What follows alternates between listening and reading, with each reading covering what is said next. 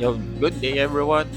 Nandito naman tayo sa isang video saan try nating i-test yung P-Def build against sa P-Damage Reduction build.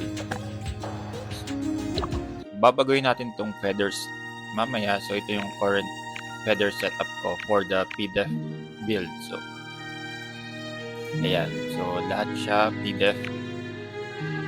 Kaya yung stats natin is 4,944. So, i-try muna natin to and then later, tatry naman natin palitan yung feathers natin para mag-increase yung P-damage reduction naman natin dun sa feathers. Para malaman natin kung alin ba yung mas better, kung yung P-damage reduction ba or yung P-def build. Okay. So, mag-invite ako dito ng isang friend ko para ma-test yung damage niya sa gypsy natin. Okay, let's start with trading room. So, itong test na to is for P-def build. Okay, lapit tayo. Then, hayaan natin siyang atakihin tayo with my full buffs. Tapos tayo.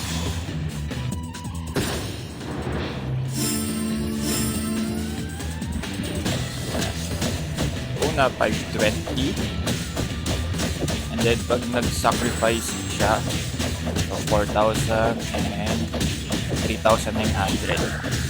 So, ito yung build ko for P-def. So, ganyan yung bawas niya. And may 206 damage reduction. Okay.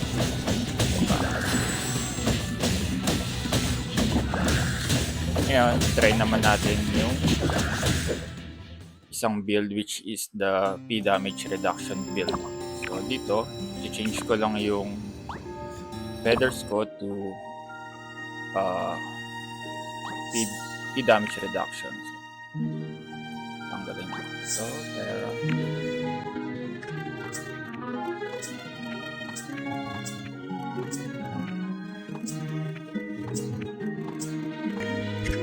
Then, i-change ko lang yung Terra ko to Sky para ilagay natin siya dun sa attack feathers. Then, itong light is gagawin natin dark. Okay. There.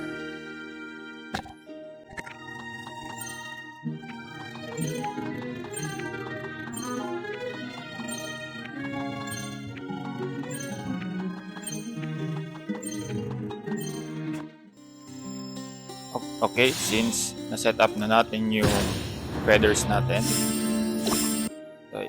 So, lahat ng defense feathers ko is nilagyan ko ng dark instead nung kaninang feathers natin.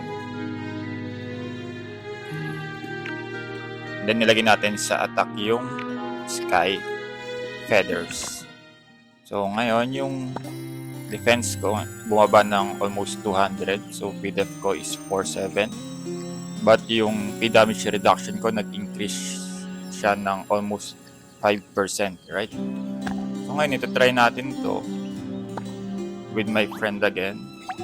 So, sa PvP. Let's go. So, pwede nyo i-try to mag-try kayo sa damage test. Mag-invite kayo ng friend nyo para i-try kung alin ba yung mas better na feathers para sa build ninyo. So, ito, pinapakita ko lang kung alin yung mas okay as ay tank support build for gypsy.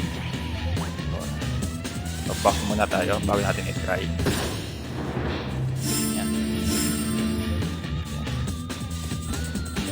Normal, so still 520. Pero pag nag-sacrifice na siya, so 3,100 na lang. Laki ng difference, di ba? So ito yung build ko is less speed left but high P damage reduction yung gamit ko dito. So for me, para dito sa trial natin na to, mas okay yung P damage reduction build kaysa sa P-Def. Kasi mas malaki yung namimitigate na damage no, yung P damage reduction kaysa sa P-Def. So, ayun, yun yung conclusion ko dito. So, mas okay yung P damage reduction. Kung hindi kayo satisfied, you can try it yourself. Change lang kayo ng feathers, pero I hope this video helps you para makuha niyo yung tamang build para sa character niyo. Ayun lang. Thank you!